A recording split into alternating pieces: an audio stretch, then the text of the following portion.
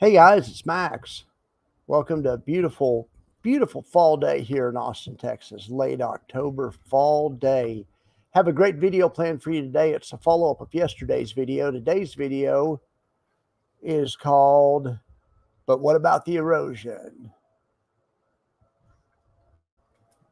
We're going to tell you what about the erosion.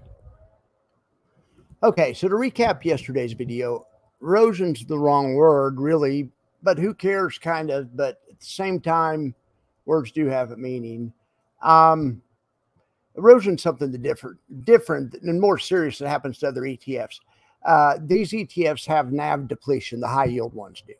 And the higher the yield, the more they deplete. The bigger the dividend, the more depletion they have, causing what appears to be decay and erosion. But the dividend essentially is the decay. The distribution is the erosion. The call is coming from inside the house. So the dividend is good. A good dividend is good, but it's also bad, or it can be potentially bad. In addition to this element, covered call strategies traditionally have NAVs that do not recover that fast in an up market, especially after a pullback.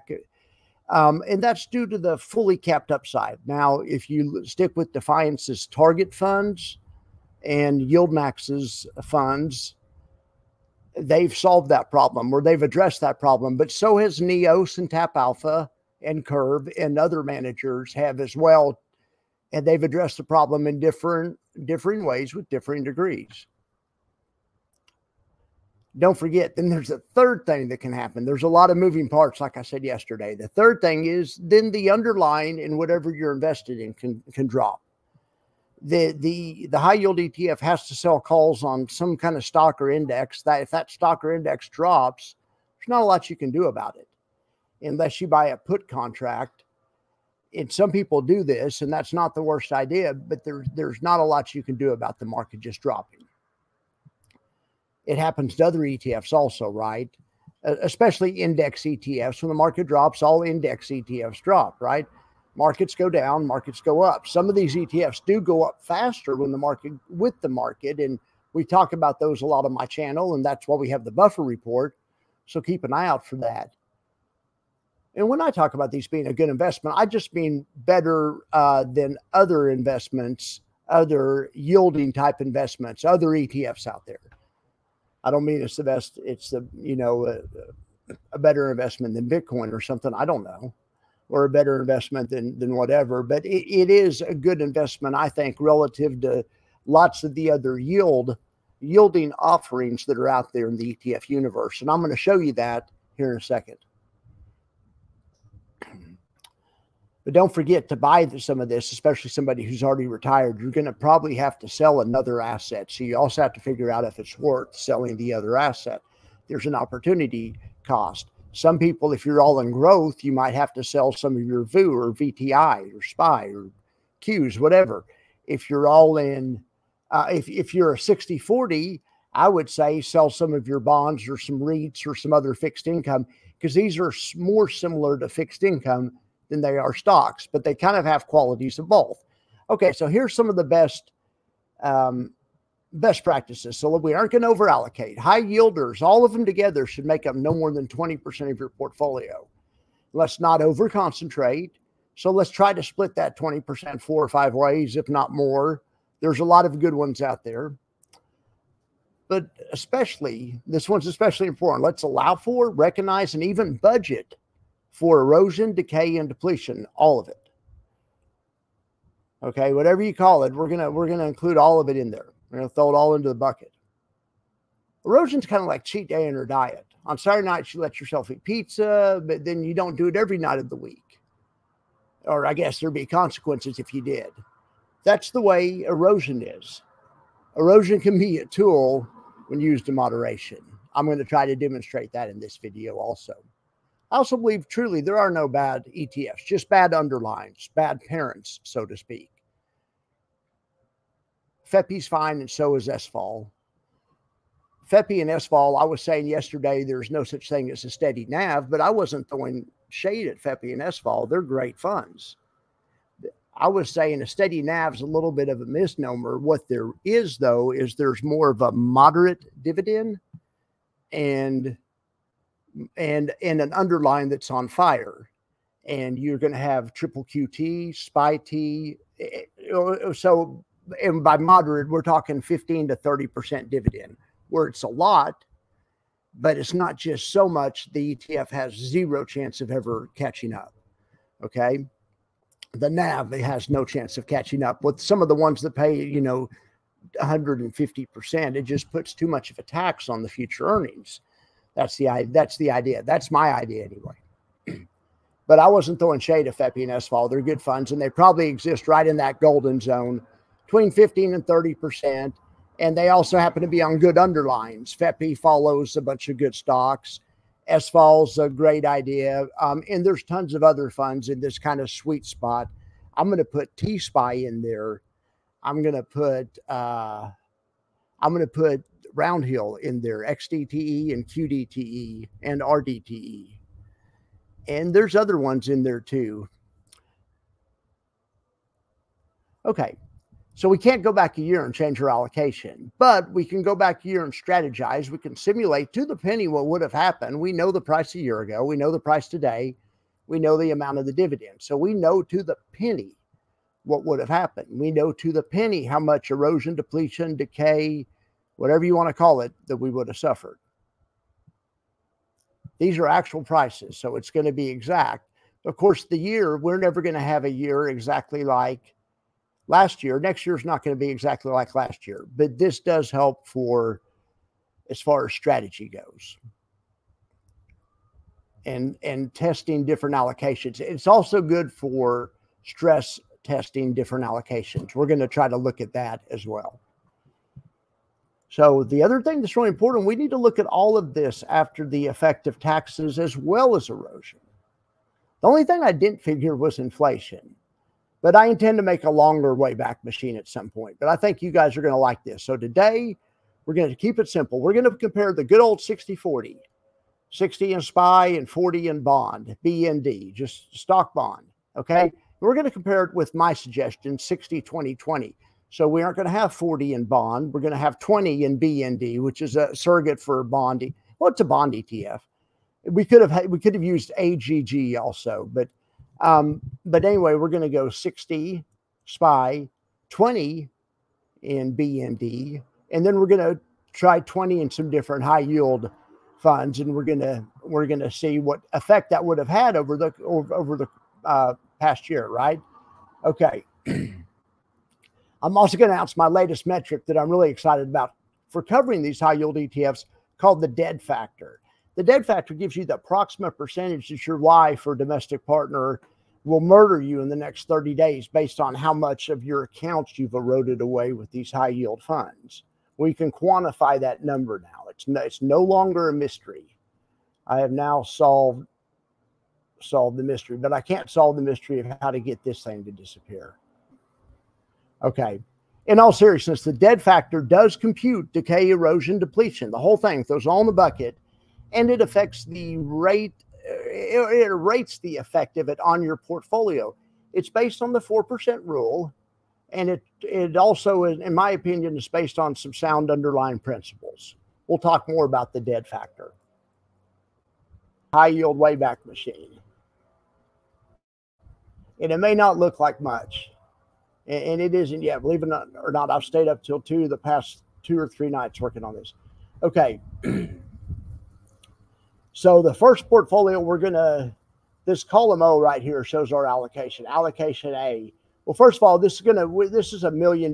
This is based on $1 million retirement. So if you have $1 million, you're going to have approximately 600,000 in stock and 400,000 in bonds. And like I say, we know the exact prices of these ETFs, and we know exactly how much dividend they paid. So let's see how you would have done in the 60-40 portfolio. So 60-40. So you started with $1 million, you ended with 1.267. That's not bad. You had $25,000 of income, but now you have to pay taxes on that. Well, I'm using a tax bracket of 37 in this calculation. So that leaves you 15% or I'm sorry, 15,000 to spend. So total gain though, even after taxes, is $283,000. That's not bad. It's a gain of 28% for the year. Your dead factor is 0.01. It's never zero. It's always 0.01. There's never a non-zero chance that your spouse murders you, but that's as low as it gets on my scale. And that means that there was no erosion, decay, depletion, whatever you want to call it. It had none of it, zero. Okay, so now we're going to compare it with this allocation right here, which is 60 on SPY, but we're going to break bond down from 40 to 20. And we're going to say, wonder if we would have had the bad luck of putting it all in Tesla. So a lot of people did. A lot of people were in love with, Tesla because of Elon Musk. And anyway, so even though it's just 20%, we aren't breaking any of the rules. It would have been better to break it up between 4 or 5 funds, but let's put it all in Tesla and see what would have happened. Let's see how much erosion we would have had. See how likely our wife would have been to murder us. Well, 4.2% chance over the next 30 days to murder you. That's a pretty good chance. What is that? It's a 1 in 20 chance. So on this one, the NAV ended up at 1.17 million because of the effect of erosion. You had some $83,000 of erode, depletion, decay, whatever you want to call it. But that happens. The good news is, though, you made $115,000 income versus the other portfolio where you just made $25,000 of income. So after taxes on the other one, it was $15,000. After taxes on this one, it's $72,000. So the total gain, $243,000. The total after-tax gain plus after-tax income. But, you have to factor in $83,000 of that $1 million portfolio was erosion, decay, depletion. Now, the way I did that, this isn't really what I call true erosion. What I just threw in is anything that creates a loss. Anytime the NAV goes down, I throw it into the erosion bucket. Okay. So, but on this portfolio, that's what you lost in NAV over the year. So it doesn't matter what caused it. If it was depletion, it doesn't matter what caused it. It's still there. We need to recognize it. Now, I did tie the dead factor into the 4% rule. Ideally, the dead factor works the same way. You want a dead factor of less than 4%. It's supposed to correspond roughly with that. So this might be a little high. Now, looking back, we didn't know that at the time, but at the time you might have thought, hey, putting all 20% of it in any one thing might be pretty bad. But wonder if you're just an all-in kind of person. Let's say you would have chosen and got lucky. Let's say instead of 20%, let's say you had 20% in Coney. Let's see what your dead factor would have been. See if Coney had some erosion, depletion, decay, whatever. All right. Yes, your dead factor was not as much though. You had less of a dead factor. Okay, so let's review this really quick. So on Coney, you had $232,000 income. Wow. Even after taxes, $146,000 income. So if you look at that, that's $2,800 a week or $407 a day. Okay. And this is on $1 million portfolio. So that's a lot of money. That income's high. It's not without a cost. The cost is that right there. 56,000. But anyway, that dead factor, I think, was within reasonable realm. So basically, it's like anything else. If you would have got lucky and chosen the right one, great. So let's just say maybe you put 10 in each of them. And there's people that did that. There's lots of people. Let's say you did 10 in each of it, and 10 in Coney, and 10, because there wasn't a whole lot of these a year ago. So also, I know I'm going to get a lot of requests. Hey, could you put my ETF in the Wayback Machine? All of these ETFs are at least a year old. Okay. So there's a lot of ETFs I would love to do, like Roundhill and stuff, that I can't do yet, unless I maybe build a 6-month Wayback Machine, which I might do. We can look at some 6-month results and we can see how much, we can see everything. This tells us everything. This is the no bullshit machine. It tells us to the penny what the problems are and what the chances are that you're gonna spend all your money. We want to keep that chance as low as possible. They say under 4. It's like the 4% rule. If you spend less than that, you're typically okay. So same thing with the debt factor. This debt factor right here would be perfectly acceptable. So this is 10 in Coney and this is 10 in NVIDIA. Now you didn't have as much income because you got diversified, and Tesla didn't, or I'm sorry, it's 10 in Coney, 10 in and 10 in Tesla. Now you cost yourself some income. You didn't make as much income as you did with it all in Coney, but you also had a little bit less erosion. And so as such, you have a little bit less of a dead factor, which is good. I think 2% is that, I mean, that to me is, you know, somewhat responsible tax planning. Yeah, I mean, if you want to be totally safe, it all comes back to, here's what it all comes back to. The number one thing in the best practices, and I didn't put it in the slide, was only if you need income.